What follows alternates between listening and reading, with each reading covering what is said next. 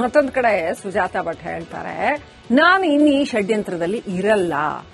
ಆ ಕಡೆ ವಾಸಂತಿ ಯಾರು ಫೋಟೋವನ್ನ ತೋರಿಸಿದ್ರಲ್ಲ ನನ್ನ ಮಗಳು ಅನನ್ಯ ಅಂತ, ಆ ವಾಸಂತಿ ಬದುಕಿದ್ದಾಳೆ, ಆಕೆಯ ಬಗ್ಗೆ ತನಿಖೆ ಆಗಬೇಕಾಗಿದೆ ಅಂತ ರಿಪಬ್ಲಿಕ್ ಕನ್ನಡಕ್ಕೆ ಸುಜಾತಾ ಭಟ್ ಹೇಳಿಕೆ ನೀಡಿದ್ದಾರೆ. ನನ್ನ ಜೀವನ ನಾನು ನೋಡ್ಕೋಬೇಕು, ನಾನು ಒಬ್ಬಳೇ ತನಿಖೆ ಎದುರಿಸಿ ಬಂದಿದ್ದೀನಿ ಅಂದ್ರೆ ಇವರೆಲ್ಲ ಮೋಸ ಮಾಡಿದ್ದಾರೆ ಅನ್ನೋ ಅರ್ಥದಲ್ಲಿ ಮ್ಯಾಜಿಕ್ ಅಜ್ಜಿ ಹೇಳಿದ್ದಾರೆ. ಈಗ ಅನನ್ಯ ಭಟ್ ಕೇಸ್ಗೆ ಸಂಬಂಧಪಟ್ಟಂತೆ ಈಗ ಸುಜಾತಾ ಭಟ್ ಅವರನ್ನ ಎಸ್ಐಟಿ ಅಧಿಕಾರಿಗಳು 3 ದಿನಗಳ ಕಾಲ ಕಂಪ್ಲೀಟ್ ಆಗಿ ತನಿಖೆಯನ್ನು ನಡೆಸಿ ಸಾಕಷ್ಟು ಮಾಹಿತಿಯನ್ನು ಕಲೆ ಹಾಕುವಂತ ಕೆಲಸ ಕೂಡ ಮಾಡಿದ್ರು. ಈಗ ನನ್ನ ಜೊತೆಗೆ ಸುಜಾತಾ ಭಟ್ ಇದ್ದಾರೆ, ಅವ್ರನ್ನ ಮಾತಾಡ್ತೀನಿ. ಸುಜಾತಾ ಭಟ್ ಅವರೀಗ ಎಸ್ಐಟಿ ಅಧಿಕಾರಿಗಳ ಮುಂದೆ ತಾವು ಕೂಡ ಹೋಗಿದ್ರಿ, ವಿಚಾರಣೆ ಕೂಡ ಎದುರಿಸಿದ್ರಿ. ಸೊ ಏನೆಲ್ಲ ಮಾಹಿತಿಗಳನ್ನ ಕೊಟ್ರಿ? ಈಗ ಅಲ್ಲಿ ನನಗೆ ಗೊತ್ತಿರೋ ಮಾಹಿತಿ ಏನೇನಾಗಿದೆ ಅನ್ನುವಂಥದ್ದೆಲ್ಲ ಮಾಹಿತಿಯನ್ನು ಕೊಟ್ಟಿದ್ದೀನಿ ನಾನು.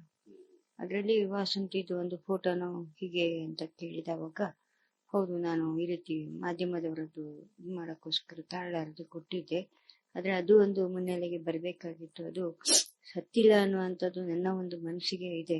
ಅದರಲ್ಲೂ ಬೇರೆ ಬೇರೆ ರೀತಿಯ ಒಂದು ಪ್ರಪಕಾಂಡ ನಡೆದಿದೆ ಅನ್ನುವಂಥದ್ದು.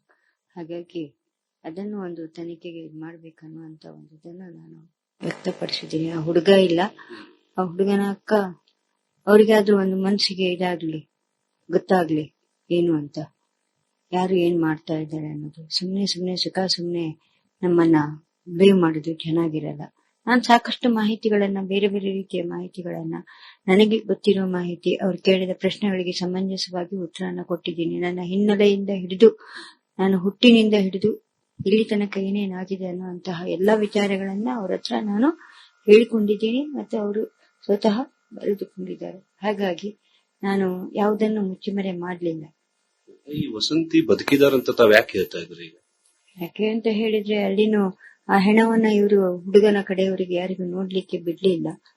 ನದಿಯಲ್ಲಿ ಸತ್ತು ಹೋಗಿದ್ದಾಳೆ ಅಂದ್ರೆ ಮಾಂಗಲ್ಯ ಸರ ಹೇಗೆ ಕತ್ತಲ್ಲಿ ಇರುತ್ತೆ ಅನ್ನುವಂತ ಒಂದು ಸೂಕ್ಷ್ಮತೆ ಇದೆ.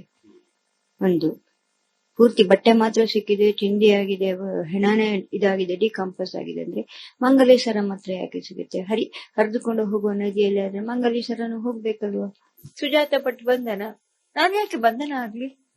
ನಾನೇನ್ ತಪ್ಪು ಮಾಡಿದ್ದೀನಿ? ಇನ್ನು ದುಡ್ಡಿಗೋಸ್ಕರ ಇದು ಮಾಡ್ತಾರೆ. ಏನ್ ದುಡ್ಡು?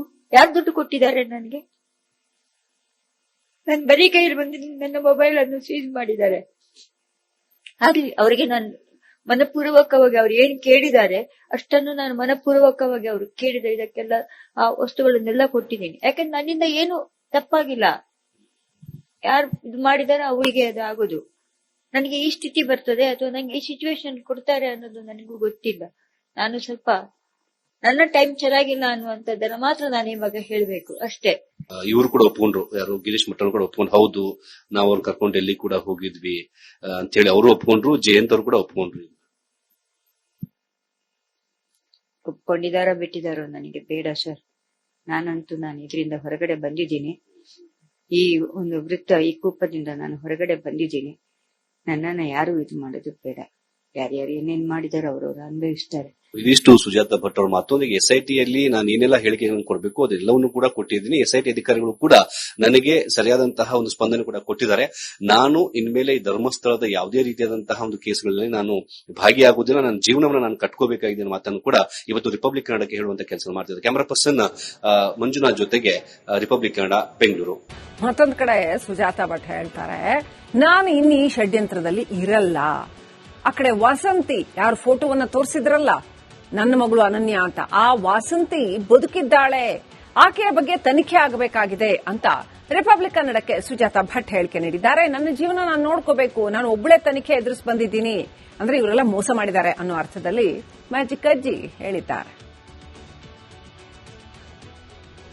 ಈಗ ಅನನ್ಯ ಭಟ್ ಕೇಸ್ಗೆ ಸಂಬಂಧಪಟ್ಟಂತೆ ಈಗ ಸುಜಾತಾ ಭಟ್ ಅವರನ್ನ ಎಸ್ಐಟಿ ಅಧಿಕಾರಿಗಳು 3 ದಿನಗಳ ಕಾಲ ಕಂಪ್ಲೀಟ್ ಆಗಿ ತನಿಖೆಯನ್ನು ನಡೆಸಿ ಸಾಕಷ್ಟು ಮಾಹಿತಿಯನ್ನು ಕಲೆ ಹಾಕುವಂತ ಕೆಲಸ ಕೂಡ ಮಾಡಿದ್ರು. ಈಗ ನನ್ನ ಜೊತೆಗೆ ಸುಜಾತಾ ಭಟ್ ಇದ್ದಾರೆ, ಅವ್ರನ್ನ ಮಾತಾಡ್ತೀನಿ.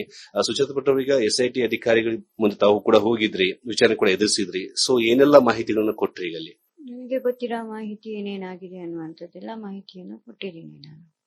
ಅದರಲ್ಲಿ ವಾಸಂತಿದು ಒಂದು ಫೋಟೋನು ಹೀಗೆ ಅಂತ ಕೇಳಿದವಾಗ, ಹೌದು ನಾನು ಈ ರೀತಿ ಮಾಧ್ಯಮದವರದ್ದು ಇದು ಮಾಡೋಕ್ಕೋಸ್ಕರ ತಾಳಾರದು ಕೊಟ್ಟಿದ್ದೆ, ಆದ್ರೆ ಅದು ಒಂದು ಮುನ್ನೆಲೆಗೆ ಬರಬೇಕಾಗಿತ್ತು. ಅದು ಸತ್ತಿಲ್ಲ ಅನ್ನುವಂಥದ್ದು ನನ್ನ ಒಂದು ಮನಸ್ಸಿಗೆ ಇದೆ. ಅದರಲ್ಲೂ ಬೇರೆ ಬೇರೆ ರೀತಿಯ ಒಂದು ಪ್ರಪಕಾಂಡ ನಡೆದಿದೆ ಅನ್ನುವಂಥದ್ದು. ಹಾಗಾಗಿ ಅದನ್ನು ಒಂದು ತನಿಖೆಗೆ ಮಾಡ್ಬೇಕನ್ನುವಂತ ಒಂದು ಇದನ್ನ ನಾನು ವ್ಯಕ್ತಪಡಿಸಿದ್ದೀನಿ. ಆ ಹುಡುಗ ಇಲ್ಲ, ಆ ಹುಡುಗನ ಅಕ್ಕ ಅವ್ರಿಗಾದ್ರೂ ಒಂದು ಮನ್ಸಿಗೆ ಇದಾಗ್ಲಿ, ಗೊತ್ತಾಗ್ಲಿ ಏನು ಅಂತ, ಯಾರು ಏನ್ ಮಾಡ್ತಾ ಇದ್ದಾರೆ ಅನ್ನೋದು. ಸುಮ್ನೆ ಸುಮ್ನೆ ನಮ್ಮನ್ನ ಬ್ಲೇಮ್ ಮಾಡೋದು ಚೆನ್ನಾಗಿರಲ್ಲ. ನಾನು ಸಾಕಷ್ಟು ಮಾಹಿತಿಗಳನ್ನ, ಬೇರೆ ಬೇರೆ ರೀತಿಯ ಮಾಹಿತಿಗಳನ್ನ, ನನಗೆ ಗೊತ್ತಿರೋ ಮಾಹಿತಿ, ಅವ್ರು ಕೇಳಿದ ಪ್ರಶ್ನೆಗಳಿಗೆ ಸಮಂಜಸವಾಗಿ ಉತ್ತರನ ಕೊಟ್ಟಿದ್ದೀನಿ. ನನ್ನ ಹಿನ್ನೆಲೆಯಿಂದ ಹಿಡಿದು, ನಾನು ಹುಟ್ಟಿನಿಂದ ಹಿಡಿದು ಇಲ್ಲಿ ತನಕ ಏನೇನಾಗಿದೆ ಅನ್ನುವಂತಹ ಎಲ್ಲಾ ವಿಚಾರಗಳನ್ನ ಅವ್ರ ಹತ್ರ ನಾನು ಹೇಳಿಕೊಂಡಿದ್ದೀನಿ, ಮತ್ತೆ ಅವರು ಸ್ವತಃ ಬರೆದುಕೊಂಡಿದ್ದಾರೆ. ಹಾಗಾಗಿ ನಾನು ಯಾವುದನ್ನು ಮುಚ್ಚಿಮರೆ ಮಾಡ್ಲಿಲ್ಲ.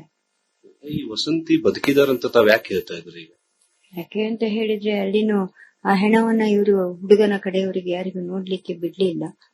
ನದಿಯಲ್ಲಿ ಸತ್ತು ಹೋಗಿದ್ದಾಳೆ ಅಂದ್ರೆ ಮಾಂಗಲ್ಯ ಸರ ಹೇಗೆ ಕತ್ತಲ್ಲಿ ಇರುತ್ತೆ ಅನ್ನುವಂತ ಒಂದು ಸೂಕ್ಷ್ಮತೆ ಇದೆ. ಒಂದು ಪೂರ್ತಿ ಬಟ್ಟೆ ಮಾತ್ರ ಸಿಕ್ಕಿದೆ, ಚಿಂದಿ ಆಗಿದೆ, ಹೆಣನೇ ಇದಾಗಿದೆ, ಡಿಕಾಂಪೋಸ್ ಆಗಿದೆ ಅಂದ್ರೆ ಮಾಂಗಲ್ಯ ಸರ ಮಾತ್ರ ಯಾಕೆ ಸಿಗುತ್ತೆ? ಹರಿದುಕೊಂಡು ಹೋಗುವ ನದಿಯಲ್ಲಿ ಆದ್ರೆ ಮಾಂಗಲ್ಯ ಸರನು ಹೋಗ್ಬೇಕಲ್ವಾ? ಸುಜಾತ ಭಟ್ ಬಂಧನ, ನಾನು ಯಾಕೆ ಬಂಧನ ಆಗ್ಲಿ? ನಾನೇನ್ ತಪ್ಪು ಮಾಡಿದ್ದೀನಿ? ಇನ್ನು ದುಡ್ಡಿಗೋಸ್ಕರ ಇದು ಮಾಡ್ತಾರೆ. ಏನ್ ದುಡ್ಡು? ಯಾರು ದುಡ್ಡು ಕೊಟ್ಟಿದ್ದಾರೆ ನನಗೆ? ನನ್ ಬರೀ ಕೈಯಲ್ಲಿ ಬಂದಿದ್ದೀನಿ. ನನ್ನ ಮೊಬೈಲ್ ಅನ್ನು ಸೀಸ್ ಮಾಡಿದ್ದಾರೆ.